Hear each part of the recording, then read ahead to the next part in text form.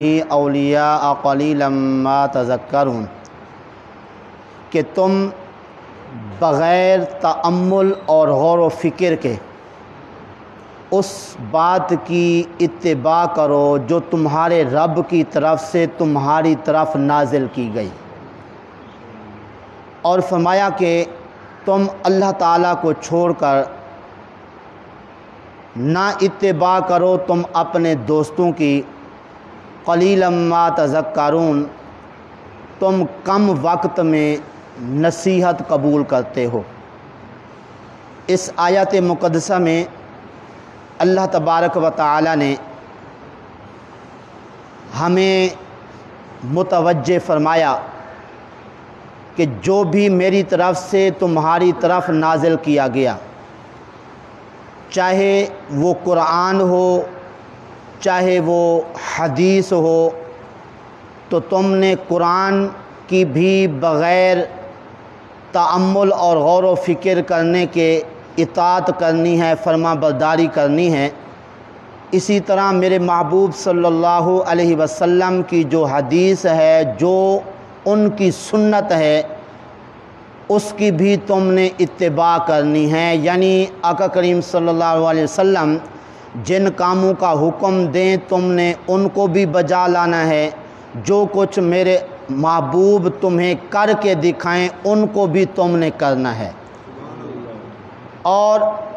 اپنے دوستوں کی اتباع نہیں کرنی ہے اللہ کو چھوڑ کر۔ کیا مطلب؟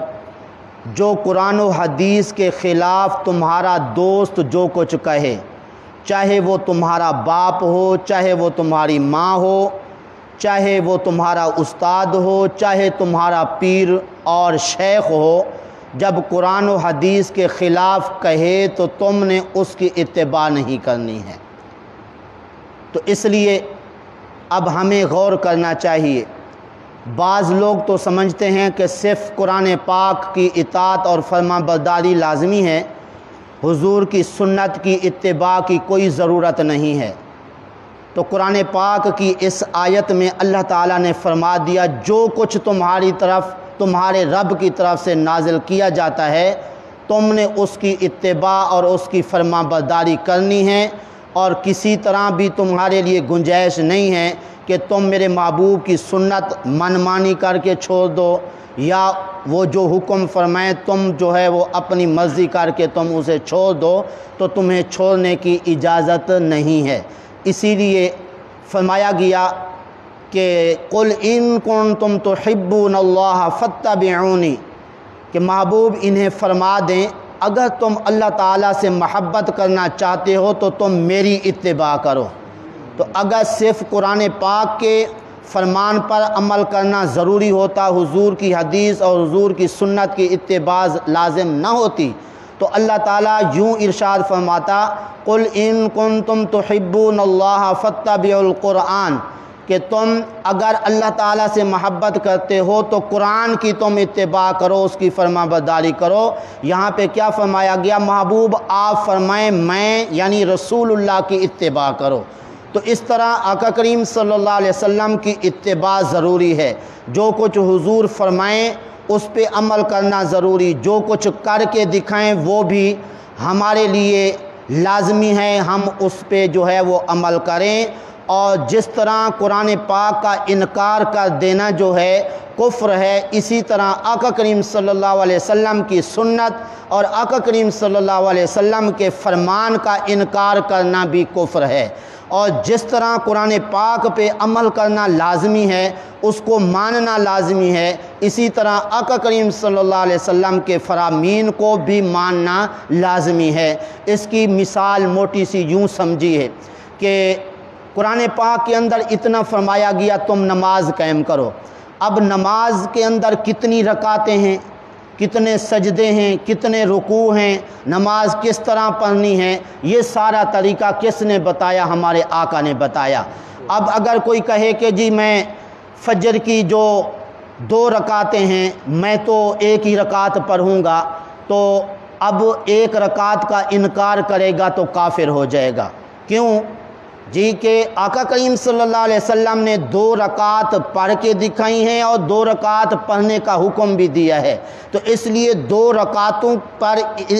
ایمان رکھنا بھی ضروری ہے اور ان 2 رکعتوں کو پڑھنا بھی لازمی ہے۔ اسی طرح ہر رکعت کے اندر 2 سجدے ہیں۔ کوئی کہے میں تو جی ایک ہی کروں گا، کیونکہ قرآن پاک میں یہ نہیں کہا گیا کہ 2 تم سجدے کرو، میں تو ایک کروں گا۔ اب کیا اس کو حکم لگایا جائے گا کہ وہ کافر ہو جائے گا؟ کیوں کہ اس نے ایک سجدے کا انکار کیا ہے۔ اب دیکھیں 2 سجدے کرنے کا کس نے حکم دیا؟ ہمارے آقا نے دیا، اور کر کے بھی 2 سجدے دکھائے۔ تو اس لیے جس طرح قرآن پاک پہ ایمان رکھنا اور اس کی اطاعت فرما برداری کرنا لازمی ہے، اسی طرح آقا کریم صلی اللہ علیہ وسلم کے فرمان کی بھی اتباع کرنا اور حضور کے حکم کو بجا لانا بھی ضروری ہے۔ اور اس طرح ترتیب وار بھی نہیں کہ جس طرح قرآن پاک کو ماننا لازمی، اسی طرح حضور کی حدیث پاک کو ماننا بھی لازمی۔ اس کی ایک اور مثال حضرت ابو بکر رضی اللہ تعالی عنہ نے آقا کریم صلی اللہ علیہ وسلم کے وصال پاک کے بعد فرمایا کہ آقا کریم صلی اللہ علیہ وسلم نے فرمایا تھا کہ نہ ہم جی کسی کے وارث ہوتے ہیں، نہ ہمارا کوئی وارث ہوتا ہے، ہماری جائیداد نہیں ہوتی، جو کچھ ہمارے پاس ہوتا ہے وہ بیت المال کے اندر جمع ہوتا ہے۔ تو اس لیے اب قرآن پاک کے اندر پورا ایک رکوع وراثت کے بارے میں آیا ہے کہ کوئی آدمی فوت ہو جائے تو اس کی وراثت تقسیم ہونی ہے، اس کی اولاد کو دینی ہے، اس کی بیویاں ہیں ان کو دینی ہے، ماں باپ کو دینی ہے۔ تو پورا رکوع قرآن پاک کے اندر موجود ہے وراثت کے تقسیم کرنے کے بارے میں۔ لیکن حضرت ابو بکر رضی اللہ تعالیٰ عنہ نے کیا فرمایا کہ آقا کریم صلی اللہ علیہ وسلم کا جو مال ہے وہ وراثت میں نہیں جائے گا، اور یہ کسی کی وراثت نہیں ہے، یہ بیت المال کے اندر جمع کیا جائے گا۔ تو تمام صحابہ موجود تھے، کسی نے یہ نہیں کہا کہ قرآن پاک کے اندر تو موجود ہے کہ جو کچھ کوئی چھوڑ کے جائے تو وہ وراثت میں جاتا ہے، تم کیسے کہہ رہے ہو کہ حضور کا مال جو ہے وہ وراثت میں نہیں جائے گا، وہ بیت المال میں جمع ہوگا؟ تو اس طرح کسی کا نہ انکار کرنا یہ بھی اس بات کی دلیل ہے کہ آقا کریم صلی اللہ علیہ وسلم کے فرمان پر عمل کرنا اسی طرح لازمی ہے جس طرح قرآن پاک پر عمل کرنا لازمی ہے۔ اور ساتھ یہ بھی کہ اللہ نے فرمایا کہ تم اس اللہ کو چھوڑ کر اپنے دوستوں کی اتباع نہ کرو۔ تمہارے کوئی دوست ہیں، چاہے وہ تمہارے ماں باپ ہیں، چاہے وہ تمہارے استاد ہیں، چاہے وہ تمہارے پیر ہیں، اگر وہ قرآن و حدیث کے خلاف تمہیں کسی کام کا کہیں کہ تم نے اس پہ عمل نہیں کرنا ہے، تم نے قرآن و حدیث کو دیکھنا ہے، قرآن میں کیا کہا گیا ہے، حضور کی حدیث میں کیا کہا گیا ہے، حضور نے تم کو کیا کرنے کا حکم دیا ہے، تم نے اس پہ عمل کرنا ہے۔ مثال کے طور پر ماں باپ کہتے ہیں بیٹا تمہاری عمر نہیں ہے ابھی داڑھی رکھنے کی، تو ابھی تم نے داڑھی نہیں رکھنی ہے، جو رکھی ہوئی ہے وہ تم نے ابھی کٹا دینی ہے، میں تمہارا باپ ہوں، میں تمہیں کہہ رہا ہوں۔ ماں کہے میں تمہاری ماں ہوں، میں کہہ رہی ہوں، تو اس لیے تم نے اب داڑھی نہیں رکھنی ہے۔ اب کیا ماں باپ کے حکم پہ عمل ہوگا یا حضور کے فرمان پر؟ حضور کے فرمان پر عمل ہوگا۔ کچھ ان پڑھ طبقہ جاہل لوگ جو ہیں وہ کہتے ہیں جی ماں باپ کی فرما برداری بھی تو لازمی ہے، ماں باپ جو کہتے ہیں اس پہ بھی عمل کرنا لازمی ہے، ماں باپ کی اگر بات نہیں مانیں گے تو پھر ماں باپ کے نافرمان شمار ہوں گے۔ تو یاد رکھیے آج کل ایسے جاہل پیر بھی موجود ہیں جو اپنے مریدوں کو کہتے ہیں کوئی بات نہیں داڑھی کٹا لو، ماں باپ کو خوش رکھو۔ یہ ابھی رات مغرب کی بات ہے، ایک صاحب آئے ہوئے تھے، ان کی ماشاءاللہ سنت کے مطابق داڑھی تھی، اور میں نے پوچھا بھی آپ نے داڑھی کیوں کٹا لی؟ وہ مسئلہ یہ ہے کہ وہ ابو نے کہا تھا بھی آپ داڑھی کٹا لیں، تو میں نے پھر سوچا بھی اب کیا کروں۔ میں نے ایک مولوی صاحب سے فون کیا تو ان کا فون ملا نہیں، بات نہیں ہو سکی، اور ایک پیر صاحب جو میرے پیر صاحب ہیں ان سے میں نے بات کی تو انہوں نے فرمایا ہاں بیٹا تم اپنے باپ کا کہا مانو، کیونکہ باپ کی فرما برداری بھی تو لازمی ہے، اس لیے میں نے داڑھی کٹا لی ہے۔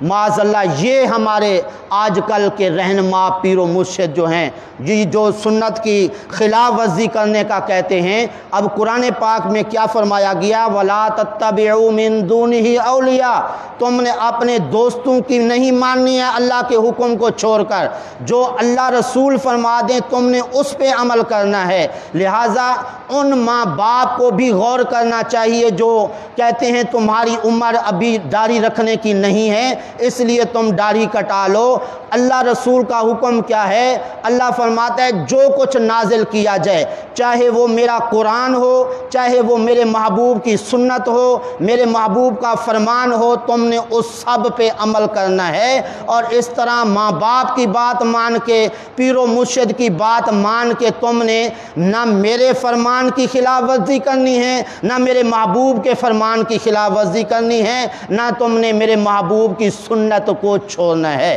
اس لیے تم نے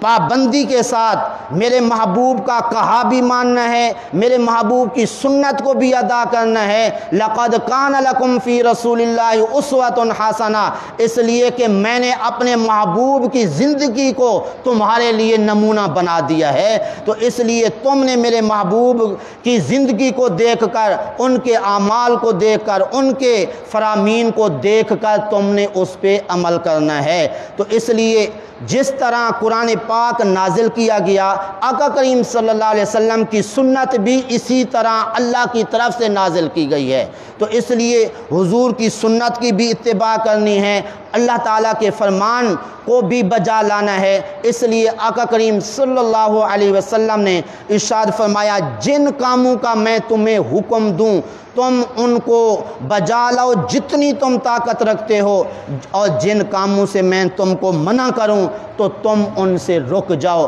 اور یہ دراصل آقا کریم صلی اللہ علیہ وسلم نے اللہ کے فرمان کی تشریح فرما دی، وَمَا آتَاكُمُ الرَّسُولُ فَخُذُوهُ وَمَا نَهَاكُمْ عَنْهُ فَانْتَهُوا، اللہ فرماتا ہے جن کاموں کا میرا محبوب تمہیں حکم دے دے، جو احکام تمہیں دے دیں تم وہ لے لو، انہیں قبول کر لو، اور جن کاموں سے تمہیں روکیں تم ان سے رک جاؤ۔ تو اس لیے جس طرح قرآن پاک پہ عمل کرنا لازمی، قرآن کے حکم کو ماننا لازمی، اسی طرح آقا کریم صلی اللہ علیہ وسلم کے فرمان کو ماننا بھی لازمی، آقا کریم صلی اللہ علیہ وسلم کے فرمان پر عمل کرنا بھی لازمی، آقا کریم صلی اللہ علیہ وسلم کی سنت کو بجا لانا بھی لازمی ہے۔ تو اس لیے آج کے درس سے ہمیں یہ سبق ملا کہ کوئی اگر قرآن و حدیث اور سنت مصطفیٰ صلی اللہ علیہ وسلم کے خلاف کرنے کا کہے، چاہے وہ ماں باپ ہوں، کوئی بھی بزرگ ہو، ہم نے اس کو نہیں دیکھنا ہے، ہم نے اللہ اور اس کے رسول کے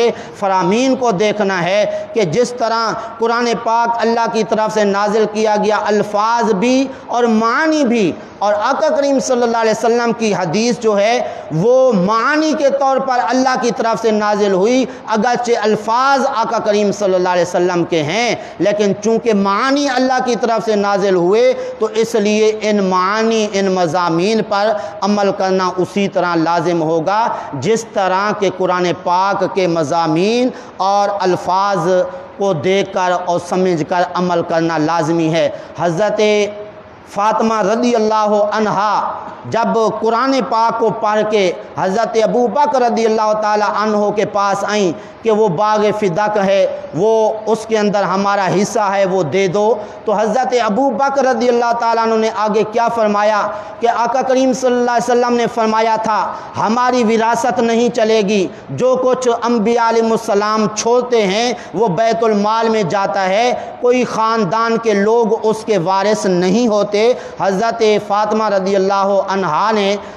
فوری طور پہ اس کو قبول فرمایا، اور یہ نہیں کہا کیونکہ قرآن پاک کے اندر فرمایا گیا ہے تو ہم نے قرآن پاک پہ عمل کرنا ہے، تو حضور کے فرامین جو ہے جو آپ ہمیں سنا رہے ہیں وہ بھی ٹھیک ہیں، لیکن اللہ نے جو قرآن پاک میں فرمایا جو فوت ہو جائے اس کی وراثت چلتی ہے، تو اس طرح ہم تو قرآن کو مانیں گے، تو اس طرح یہ حدیث ہے تو حدیث قرآن کے مقابلے میں آ رہی ہے، ہم اس کو تو نہیں مانیں گے۔ حضرت فاطمہ رضی اللہ عنہا نے یہ نہیں فرمایا بلکہ فوری طور پہ قبول فرمایا، ٹھیک ہے جی جو آقا کریم صلی اللہ علیہ وسلم نے فرما دیا ہمارا اس پہ ایمان اور یقین ہے۔ تو لہٰذا کوشش کریں کہ یہ سمجھ کر